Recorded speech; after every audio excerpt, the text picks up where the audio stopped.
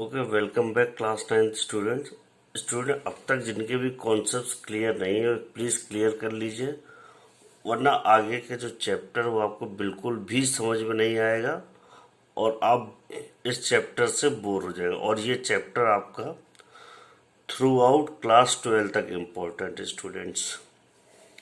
तो स्टूडेंट चलिए हम चैप्टर में कुछ बेसिक्स पॉइंट्स हैं जो स्टार्ट करते हैं। आप पहले पढ़ भी चुके हैं लेकिन एक बार फिर से रिफ्रेश करना ज़रूरी है। क्यों? क्योंकि ये आपको बार बार आपके सिलेबस में कहीं ना कहीं आपको मिलेंगे। तो देखिए, हम लोग बात करते हैं कौन सा point, object, rest and motion. तो जो मतलब ये जो 3 पॉइंट्स है स्टूडेंट्स, आपको क्लियर होने चाहिए कि इनका मीनिंग क्या है। तो देखिए स्टूडेंट, पॉइंट ऑब्जेक्ट की बात करते हैं। स्टूडेंट देखिए, जब बेसिकली आप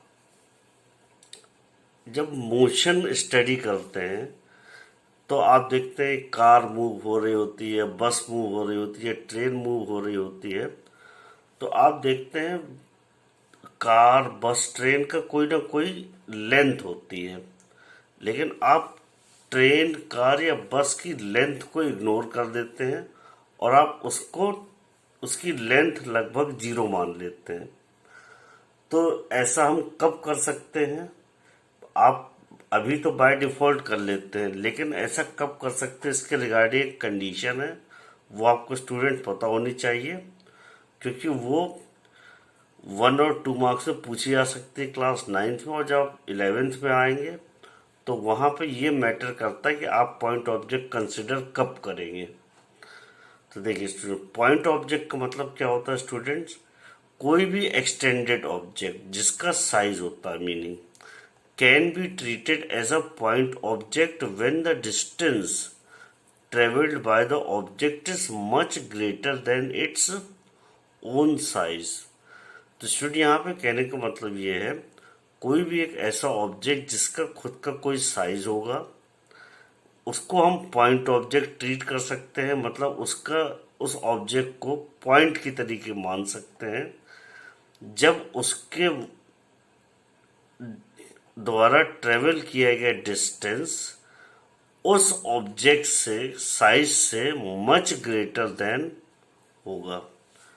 तो देखिए मतलब मीनिंग क्या है कि object, the distance travelled by the object is much greater than its own size. Meaning जो ऑब्जेक्ट ने डिस्टेंस ट्रेवल किया होगा वो उसके साइज से अराउंड 100 to 1000 टाइम्स ज्यादा होना चाहिए।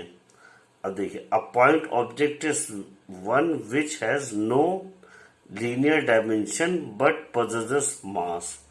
मतलब कहने का ये है, हम पॉइंट ऑब्जेक्ट उसको कह सकते हैं जिसका हम मानते हैं कि जिस डायरेक्शन में वो ट्रेवल कर रहा है उस डायरेक्शन में उसकी लेंथ नहीं है, मतलब उसका कोई भी लीनियर डायमेंशन नहीं है।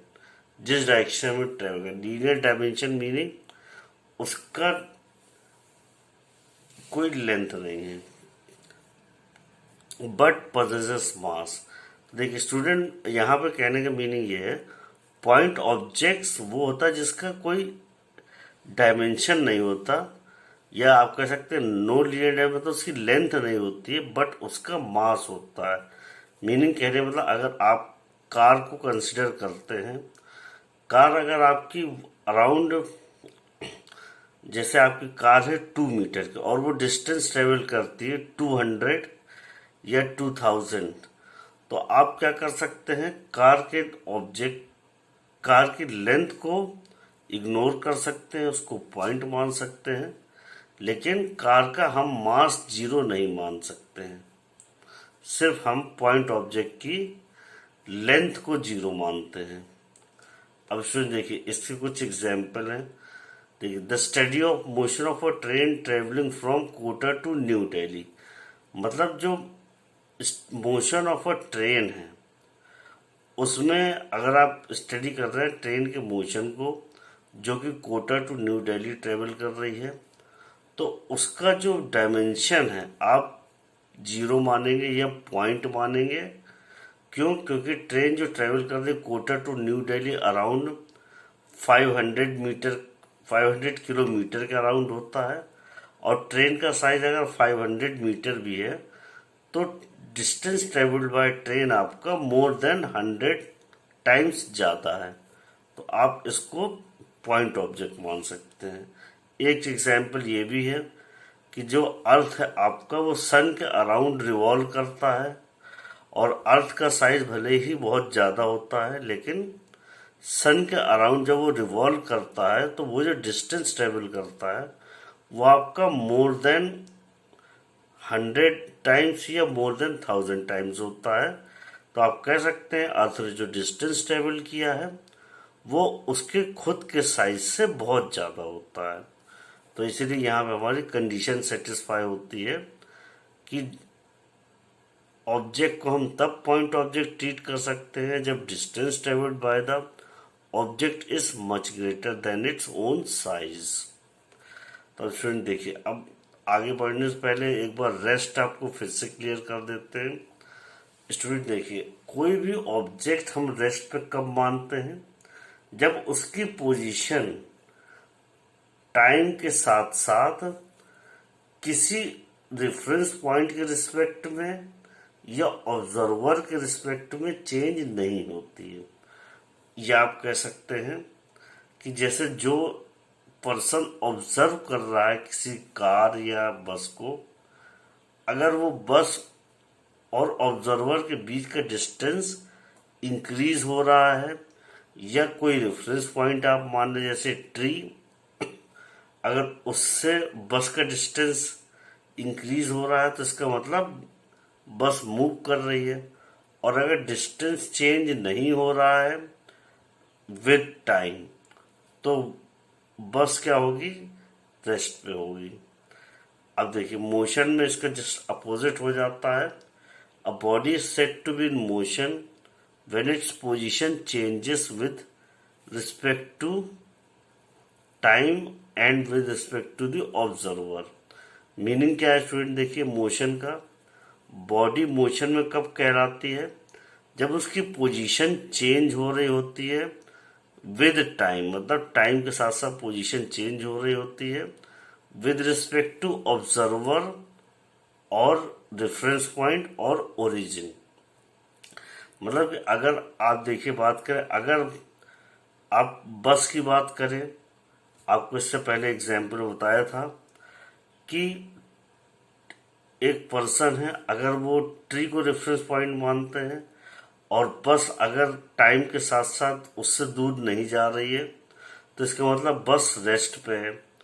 और अगर आप देखते हैं कि मोशन कब हो रहा होता है? जब बस कुछ टाइम बाद ऑब्जर्वर से दूर चली जाती है, या आप कह सकते हैं ऑब्जर्वर और बस के बीच में डिस्टेंस बढ़ जाता है या इंक्रीज हो जाता है टाइम के साथ, या रेफरेंस पॉइंट से बस दूर चली जाती है कुछ समय बाद, तो आपका वो मोशन कहलाता है। अब स्टूडेंट देखिए, रेस्ट एंड मोशन आपको बताया था एक कॉन्सेप्ट वहाँ पे कि रेस्ट और मोशन एक रिलेटिव टर्म है। रिलेटिव टर्म मतलब एक चीज आपकी रेस्ट पे भी हो सकती है और एट द सेम टाइम वो मूव भी कर रही होती है। तो देखिए, ऐसा कब पॉसिबल है ये आपको समझाना है। देखिए, अगर आप यहाँ पे देखते हैं, there is nothing like absolute rest, मतलब कहने का यहाँ पे ये स्टूडेंट्स, कोई भी ऑब्जेक्ट कंप्लीट रेस्ट पे कभी नहीं होता है। क्यों? क्योंकि नेचर का रूल है कि everything is in motion in the universe, मतलब यूनिवर्स में सभी चीजें मोशन में है। भले ही एक चीज के रेफरेंस में वो आपको रेस्ट में लगे, लेकिन कोई ऐसा ऑब्जेक्ट होगा जिसके रिस्पेक्ट में वो मोशन में होगी, बिकॉज सभी चीजें हमेशा मोशन में रहती हैं। ये नेचर का लॉ है। अब देखिए, this means that an object can be at rest and also in motion at the same time.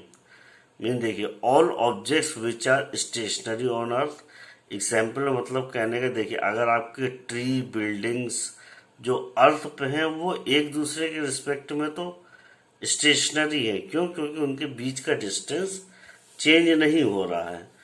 अर्थ में आपका ट्री वही मिलेगा जहाँ पहले था, बिल्डिंग्स हाउसेस वही मिलेंगे जहाँ पहले थे। लेकिन अगर आप सन के रिस्पेक्ट में देखते हैं तो आप देखते हैं सन के रिस्पेक्ट में अर्थ मूव कर रहा होता है, और अर्थ में सारी चीजें अर्थ के साथ साथ सन के अराउंड मूव कर रही होती हैं। तो इसलिए आपने देखा कि अगर अर्थ के रिस्पेक्ट में ट्रीज और बिल्डिंग्स की बात करते हैं तो वो रेस्ट पे होंगे एक दूसरे के। लेकिन अगर सन के रिस्पेक्ट में बात करें तो वो रिवॉल्व कर रहे होंगे 30 किलोमीटर पर आवर की स्पीड से अराउंड द सन।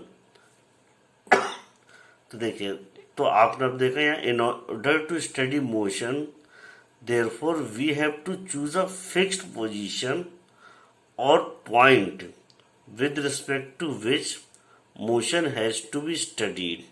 तो इस लाइन से स्टूडेंट कहने मतलब ये है, अगर आपको मोशन स्टडी करना है तो एक रेफरेंस पॉइंट चाहिए होता है जिसकी पोजीशन फिक्स होती है, या पॉइंट जिसके रिस्पेक्ट में आप मोशन को स्टडी करते हैं।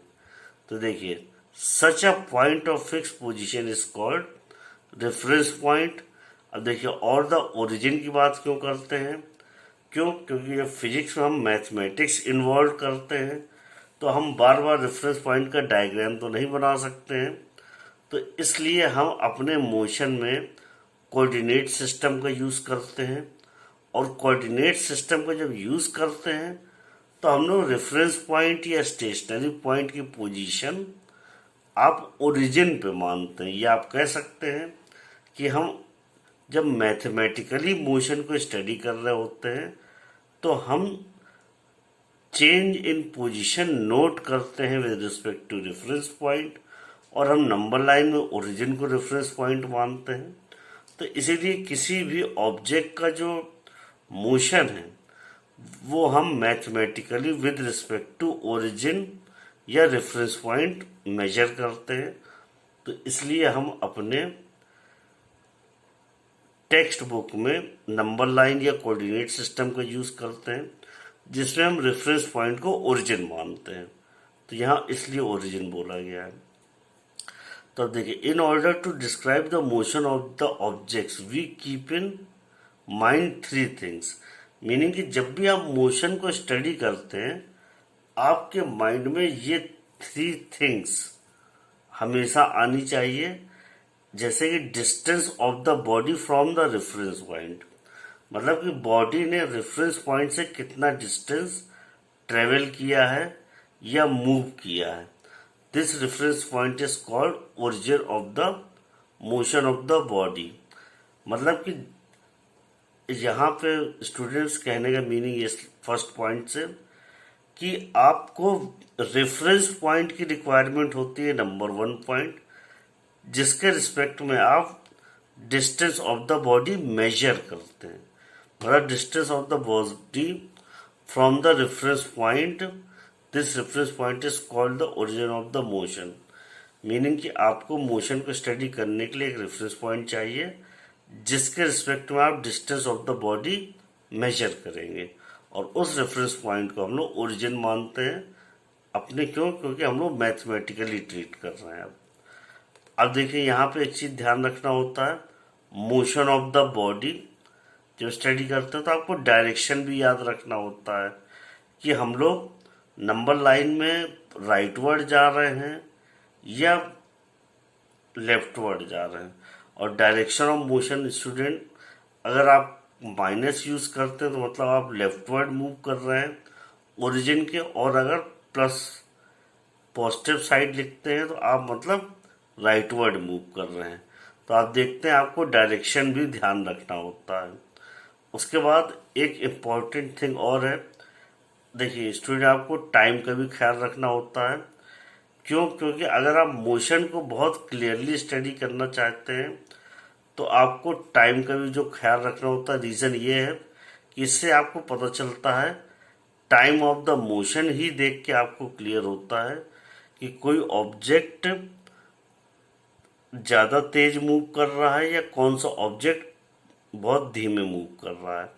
तो स्टूडेंट इन 3 पॉइंट्स की इम्पोर्टेंस बहुत ज़्यादा है। फर्स्ट पॉइंट आपका दिखाता है कि आप रेफरेंस पॉइंट से दूर जा रहे हैं या आपका मोशन हो रहा है या नहीं हो रहा है। तो डिस्टेंस आपका फ्रॉम ओरिजिन पॉइंट या रेफरेंस पॉइंट मेजर करना होता है आपको सबसे पहले मोशन स्टडी करने के लिए। फिर मोशन स्टडी करने के लिए आपको डायरेक्शन ऑफ द मोशन चाहिए होता है, जो कि आप positive X axis negative X axis बताते हैं कि आप नेगेटिव में जा रहे हैं या पॉजिटिव में जा रहे हैं, मीन्स आप राइट जा रहे हैं या लेफ्ट जा रहे हैं। और द टाइम ऑफ मोशन मतलब कि जो आप मोशन कर रहे हैं उसमें लगने वाला टाइम, जिससे आपको पता चलता है कि आपका मोशन जो है वो फास्ट है या स्लो है। तो अब स्टूडेंट देखिए, अब आप जब स्टडी करेंगे स्टूडेंट, आपके कोर्स में स्टूडेंट्स केवल स्ट्रेट लाइन मोशन है, मीनिंग कि आपका जो मोशन हो रहा हो केवल एक सिंगल लाइन में हो रहा होगा। या तो आप एक्स एक्सिस में ही मोशन को कंसीडर करेंगे या तो वाई एक्सिस में ही कंसीडर करेंगे या फिर जेड एक्सिस में ही कंसीडर करेंगे विद टाइम। और हमेशा मोशन आपका ओरिजिन या रेफरेंस पॉइंट से मेजर करेंगे डिस्टेंस को। तो स्टूडेंट अब देखिए, आपके कोर्स में स्ट्रेट लाइन मोशन जो है आपका वो 2 तरीके से क्लासिफाई किया जाता है। तो स्टूडेंट एक बार फिर से रिमाइंड कराएंगे आपको, आपके कोर्स में केवल स्ट्रेट लाइन मोशन है और स्ट्रेट लाइन मोशन को हम लोग 2 टाइप के मोशन में क्लासिफाई करके पढ़ते हैं। तो जो 2 टाइप के क्लासिफिकेशन है आपका, वो पहला है यूनिफॉर्म मोशन एंड सेकंड है नॉन यूनिफॉर्म मोशन। तो स्टूडेंट आपको पता करना है यूनिफॉर्म मोशन और नॉन यूनिफॉर्म मोशन में डिफरेंस क्या है। तो स्टूडेंट देखिए, जब यहाँ पे बात करें, अ बॉडी में cover equal distance in equal interval of time और different distances in equal interval of time. Student इस वाली लाइन से कहने मतलब ये है कि देखिए, हो सकता है आप जिस भी कार या ट्रेन में जा रहे हो, वो हो सकता है कि हर सेकेंड या each hour means each second और each hour it may be travelling same distance और अनइक्वल डिस्टेंस, मीनिंग कि हो सकता है आप जिस कार या ट्रेन में बैठे हो वो train each and every second या each and every hour equal distance travel कर रही हो, या वही train each and every hour different distance travel कर रही हो। तो इसके बेसिस पे आपने देखा इसमें यहाँ पे टाइम इम्पोर्टेंट क्यों हो जाता है कि ऑब्जेक्ट मूव कर रहा है तो डिस्टेंस ट्रेवल आपको पता चल जाएगा, लेकिन डिस्टेंस ट्रेवल करने का टाइम क्या है, या डिफरेंट टाइम है या सेम टाइम है, उसके बेसिस पे आप अपने मोशन को 2 टाइप ऑफ मोशन में क्लासिफाई कर सकते हैं। तो स्टूडेंट देखिए, मोशन आपका यूनिफॉर्म है या नॉन यूनिफॉर्म है, आप कैसे क्लासिफाई करते हैं। आप पहले ये देखते हैं कि ऑब्जेक्ट अपने रेफरेंस पॉइंट से मूव कर रहा है या नहीं मूव कर रहा है। अगर मूव कर रहा है तो आपको पता चल जाएगा डिस्टेंस कवर कर रहा होगा वो, या तो एक्स एक्सिस में पॉजिटिव डायरेक्शन में या माइनस डायरेक्शन में। अब जब आपका ऑब्जेक्ट मूव कर रहा है, मीन्स कि रेफरेंस पॉइंट से दूर जा रहा है या पास आ रहा होगा, तो आप देखेंगे तब यहाँ पे एक और फिजिकल क्वांटिटी आ जाती है टाइम, जो कि शो करती है कि object each and every our अगर इक्वल डिस्टेंस ट्रेवल कर रहा है या अनइक्वल डिस्टेंस ट्रेवल कर रहा है।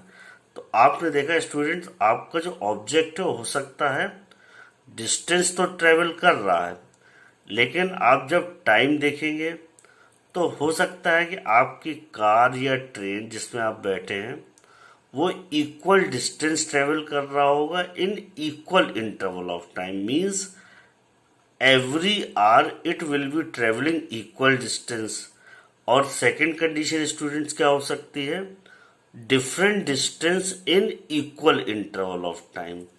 या आप कह सकते हैं कि जिस ट्रेन या बस में या कार में आप बैठे हैं वो डिफरेंट डिफरेंट डिस्टेंस ट्रेवल कर रही है ईच एंड एवरी आवर। मतलब कि जैसे आप कह सकते हैं फर्स्ट आवर में उसने अगर 2 किलोमीटर ट्रेवल किया है तो हो सकता है सेकेंड आवर में वो 5 किलोमीटर ट्रेवल कर ले। तो ये आपने देखा different distance in equal interval of time. तो देखिए on the basis of these two situations motion of the body can be classified uniform motion and non uniform motion. तो स्टूडेंट्स वीडियो आपको ध्यान रखना है, बॉडी का मोशन यूनिफॉर्म कब होगा और नॉन यूनिफॉर्म कब होगा।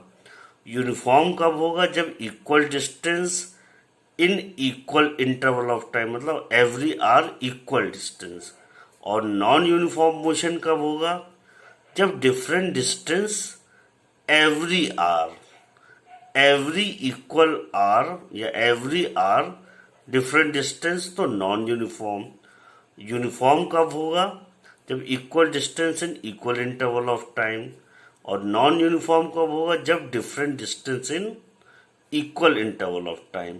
तो स्टूडेंट आपके कोर्स में स्ट्रेट लाइन मोशन है और स्ट्रेट लाइन मोशन को आप depending upon time of distance covered दो टाइप के मोशन में क्लासिफाई कर सकते हैं, यूनिफॉर्म एंड नॉन यूनिफॉर्म। तो स्टूडेंट आपको uniform and non uniform motion बहुत अच्छे से समझना होगा और ये आपको हम लोग डिटेल में नेक्स्ट लेक्चर में पढ़ाएंगे। Thank you students.